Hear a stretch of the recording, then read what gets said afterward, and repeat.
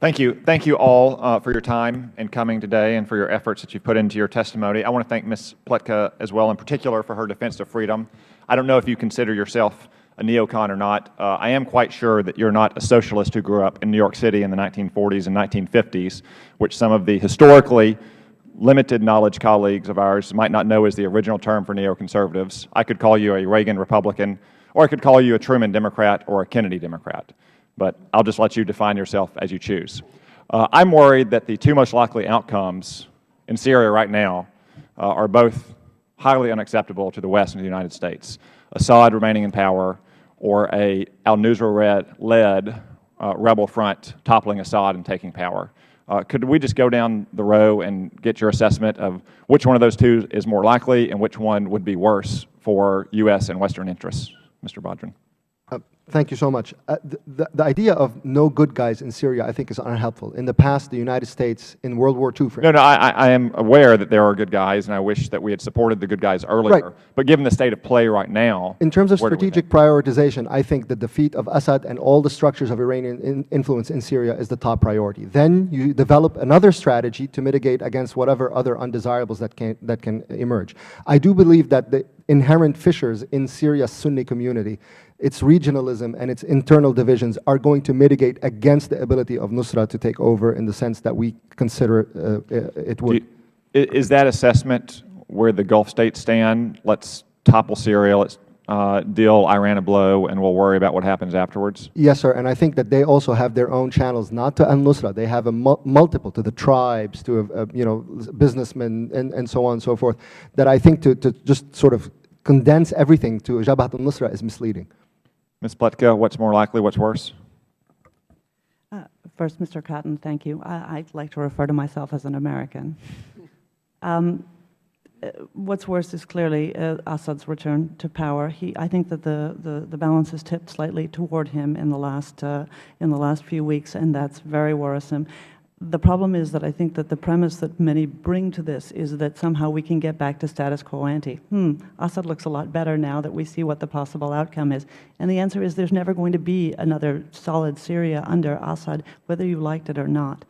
We need to get rid of him, and we need to have a follow-on policy. It's that worries me most, frankly. We can talk a lot about arming, who to arm, whether we can vet, but what we do after Assad falls is going to be decisive. If we abdicate our responsibility, if we forget about places, as we've forgotten about parts of Libya, frankly, then we end up with a situation in which bad guys control half the country, and we cannot allow that to happen. Dr. Alterman. I think there's a possibility of some sort of midpoint where Assad has control over part of the country, other forces have control over another part of the country. We try to make the other parts of the country successful. I think the key to me is not thinking about this as a moment of decision, not thinking about this as the point in which we decide whether this is won or lost, but the changes in the Arab world are going to take more than a decade to work themselves out. The changes in Syria are going to take themselves more than a decade to work out. I think we have to take a more incremental approach, preserving our interests, trying to keep radicals from seizing more control, putting ourselves in a better position so that when changes continue to work through the Arab world, we can continue to try to use them to an advantage to further American values, American interests, and, very importantly, the interests of the very vulnerable neighbors who are all allies of the United States. Thank you. Ms. Pletka, I want to discuss now an op-ed that you and General Keane have written about a no-fly zone. Most people, when they think about a no-fly zone, think about what we had in Iraq in the 1990s or elsewhere where aircraft are fighting aircraft if they're in the air. There's also effective ways to make a no-fly zone, for example, destroying airfields or support facilities.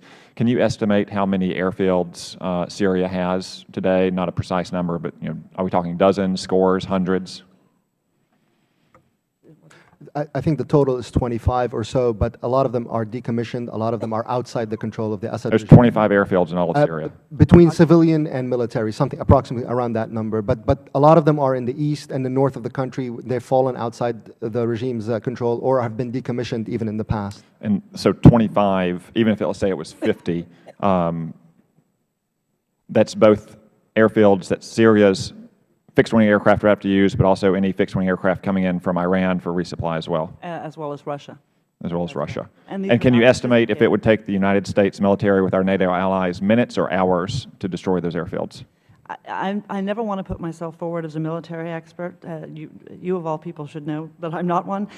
General Keane, working with him and discussing this with people who have done serious analysis, believe that this is a matter of, that this is an operation that would certainly not take more than days.